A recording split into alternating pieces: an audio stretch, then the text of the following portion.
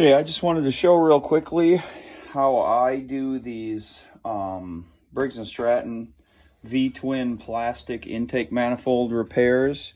So this is an intake that I pulled off of a mower. It had, I believe, about 180 hours on it, and these things warp pretty quickly, and I've already fixed it so you won't get to see, although you can kind of see to some extent maybe the thickness here so I put epoxy over this.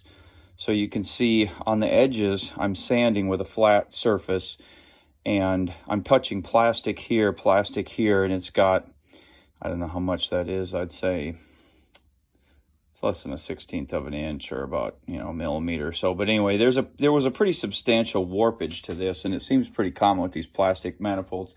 You can, of course, order an aluminum one. I have done that before. Jack Small Engines for me is a real great place to go for a lot of small engine stuff. But it's about, I don't know, 80-90 bucks, I want to say. So anyway, this is a way to kind of save one of these. So I just put epoxy. I use countertop epoxy, which is a long setting, 24 hours. But I think it's a little harder and a little more sticky in the long run. If you get some in your ports, of course, you can clean it out a little bit with a Dremel or whatever, but I thankfully didn't do that. So anyway, what I'm going to show you is what I do here. So to get this flat, what I did was I took a piece of flat wood, and then I trimmed it so it's basically the perfect width. And then I just took a round sticky sanding disc. I don't remember what exactly. This is 120 here.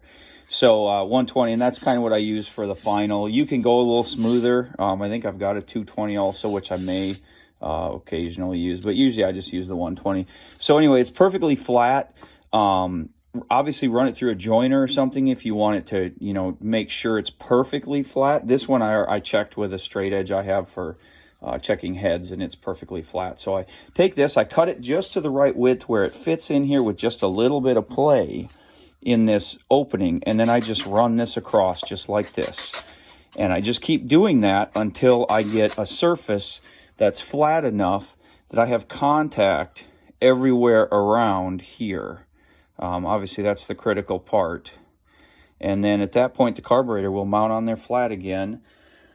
You can put a gasket on there and you'll get a seal, because what ultimately happens is, it seems like once you get a gasket on there and it's original, I don't know if the gasket expands with it or whatever, but even when it's warped, they very rarely leak from my experience. Once you take the old gasket off, though, and try to put a new gasket on with your carburetor again, you'll never get it to seal because there's that big gap there. Because basically what happens is this plastic warps, and these edges kind of bend upward where the captive nuts are inside of here. Both those, they'll kind of cup like this, and so in the middle you just have no contact. So anyway, that's what I do to fix those. Hopefully that helps somebody out there who wants to save a little money and not have to buy a new intake manifold.